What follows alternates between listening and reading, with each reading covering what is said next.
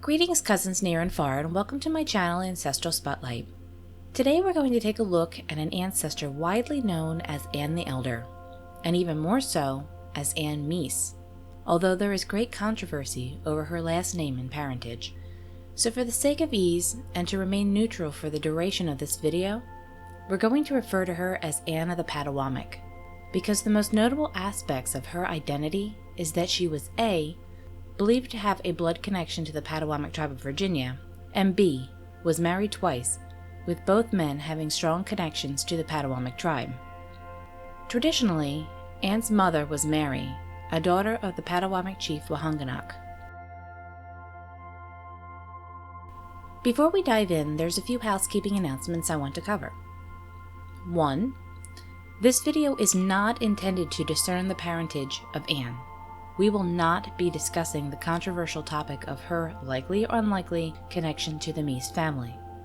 2. It needs to be understood that these branches have significant endogamy, which can heavily influence attempts of chromosome mapping. The DNA samples used in this video consist partially of descendants that stayed in the White Oak, Stafford County area of Virginia, and partially of descendants that were moved from the area very early on in history, who possess very little to zero known crossover between their ancestor Anne of the Patawomeck. And 3. Big announcement. I am, at the time of this video is published, in the final draft stages of a new book entitled Anne of the Patawomeck, wife of William Redmond and Dr. Bryant, a case study. I anticipate publication sometime in 2023 and will update in the description box of the video, providing a link for the book when it is available. Unlike this video, the book will closely examine traditional and genetic evidence surrounding Anne, those around her, and what genetic evidence she has left behind among her descendants has to offer. Of course, the very basic version I'll cover in this video. Tradition states that Anne of the Patawomeck was married twice. First, to a man named William Redmond, and second, to a man named Richard Bryant. The source documents for William are scant. In fact, virtually non-existent. In fact, researchers are not even confident his name was William at all. Some even call him John. For me, as he would be my direct ancestor, my 11th great-grandfather to be exact, I prefer William for the following reasons. A. One of his sons, by Anne, was named William. And B. His presumed English adoptive father may have also been named William. William, by tradition, is believed to have been orphaned in the 1666 Patawomeck Massacre. By definition, this would make him an indigenous American of the Patawomeck tribe of Virginia. By this same tradition, he was taken in by an English family in the Stafford County, Virginia area, specifically of the surname Redmond. Among the descending Redmond families in the area, some connecting, others with brick walls, the surname Redmond is also found as Redman. Both are pronounced the same, Redmond. I'm adding emphasis to highlight the spelling variants. These families may or may not be related. All men of the Redmond and Redman surname should be encouraged to join the Redmond Surname Project on Family Tree DNA. I'll place a link to the project in the description box below, and you can reach out to the project administrator, Danny Redmond, at the following email, redmonddna@gmail.com. With that said, in regards to Redmond for this video, we will focus on descendants of William and Anne via their son William. And for the sake of clarity, if tradition holds true, then Anne herself would be of mixed heritage, European and Patawomeck, while her first husband, William, may have been of full Patawomeck blood. Now, Anne's second husband was Richard Bryant, son of the English settler Richard Bryant, who was transported to Virginia circa 1644 to 1650 by Richard Bohr, and a Patawomeck woman named Kezia Arroyo, another daughter of Chief Wahunganuk, thus making Anne a first cousin of her second husband should the tradition hold true. In regards to Bryant for this video, we will focus on descendants of Richard and Anne, with the understanding that Richard is also of mixed heritage, European and Patawomeck. What I have done for this study is found descendants from both of Anne's marriages and lumped them into two separate descendant groups, one Redmond, the other Bryant. After personally vetting the individual lineages to ensure accuracy, I did a round-robin comparison for each individual group, This round-robin comparison is comparing the DNA of everyone in the group to one another, one-on-one. For a better understanding of this process, check out my demonstration video, How I Set Up My DNA Studies.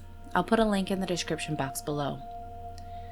In my video, How I Set Up My DNA Studies, you'll hear me use the term supersegment. This is directly related to my left arm, right arm analogy, discussed in 2 of my videos, Lowering the Centimorgans and SNPs, and Random Inheritance in a DNA Study. I'll provide the links to these videos in the description box below. For a quick recap, imagine an ancestor. This ancestor is a whole person. When the ancestor has children, roughly 50% of this 100% whole ancestor gets inherited by each child, at random, in the form of a segment of coding on their chromosomes. With autosomal DNA, random inheritance happens at every generation. In some instances, a specific segment can simply not be inherited. Thus, the genetic information is lost along a descendant branch forever. Now think about how fast genetic data is lost. We are a 100% whole person. Our children inherit roughly 50% of our DNA, 25% DNA from grandparents, and only 12.5% DNA from great-grandparents. And it's all at random. So there is a fair chance you did not inherit any DNA from one or more of your great-grandparents. And when you do, it's absolutely not a guarantee it's going to be the same chunk of DNA that another descendant line from the same great-grandparent inherited. Meaning, among the various descendant groups, you're going to have different segments representing the same ancestor. And sometimes, that segment will be the same. Part of what resides inside these randomly inherited segments is admixture, also known as ethnicity. So as an example, and to make this wildly simple, if you are predominantly European, and one of your great-grandparents was full Amerindian or full African, there is a fair probability you may have inherited 0 genetic data from that ancestor, but it doesn't make them any less your ancestor. Now, the likelihood of inheriting 0 genetic data from a great-grandparent is much less common than inheriting genetic data from more distant ancestors. So with random inheritance in mind, we move forward in this DNA study with the understanding that Anne of the Patawomeck is a distant ancestor. And to those adhering to the dogma that autosomal DNA is not usable beyond the 6th to 8th great-grandparents, I highly suggest you read the published papers and videos on the subject by Professor Itsik Pe'er. His professional link will be provided in the description box below.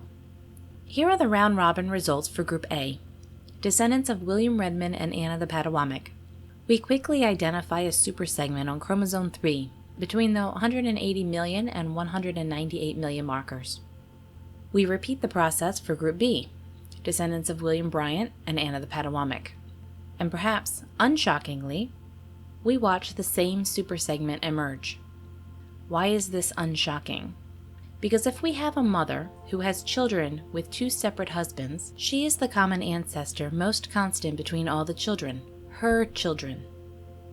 Ergo, this supersegment represents Anne of the Patawomeck. So 2 things happen here. First, we have proven a part of the traditional beliefs about Anne as true. She was married twice, or at least had a physical relationship with 2 men, William Redmond and Richard Bryant, each relationship producing children. Second, we have identified a segment of DNA that represents Anne of the Patawomeck. Now, remember our discussion on random inheritance, and that it pertains directly to admixture. Also, remember that Anne of the Patawomeck is traditionally of mixed heritage, European and Patawomeck. Let's examine the admixture of this segment from both descendant groups A and B. On these chromosome paintings, Amerindian markers are represented by red spikes. We clearly see red spikes inside this segment from various descendants of both groups A and B. The goal of this video was to prove by demonstration that Anne of the Patawomeck herself was of Amerindian extraction. Regardless of the husband, all of her descendants share indigenous American heritage, most probably of the Patawomeck tribe of Virginia. And we have confirmed that her descendants by her first husband, William Redmond, had this Patawomeck ancestry through her. She was of Amerindian extraction. As a Redmond descendant who has been fortunate to inherit the identified chromosome segment of Anne of the Patawomeck, I myself am proof. This line is my only line of descent from the Patawomeck tribe of Virginia, and from Anne. This lineage comes to me via my mother. When I align the admixture of this common segment for both she and I, we can see that she inherited more of the Amerindian markers while I inherited more of the recombined European markers. This is random inheritance at work. When we examine my mother's admixture for this segment alongside that of one of our Bryant cousins, taking note that Anne of the Patawomeck is the most recent common ancestor known between these two individuals, we see a fantastic alignment of the Amerindian markers that represent Anne of the Patawomeck. If you've found this video helpful, please consider giving it a like and subscribing to my channel. And if you'd like to support the work I'm doing here on my channel, please consider becoming a patron. The link to my Patreon will be in the description box below. I'm very grateful for your support. Happy hunting, my friends.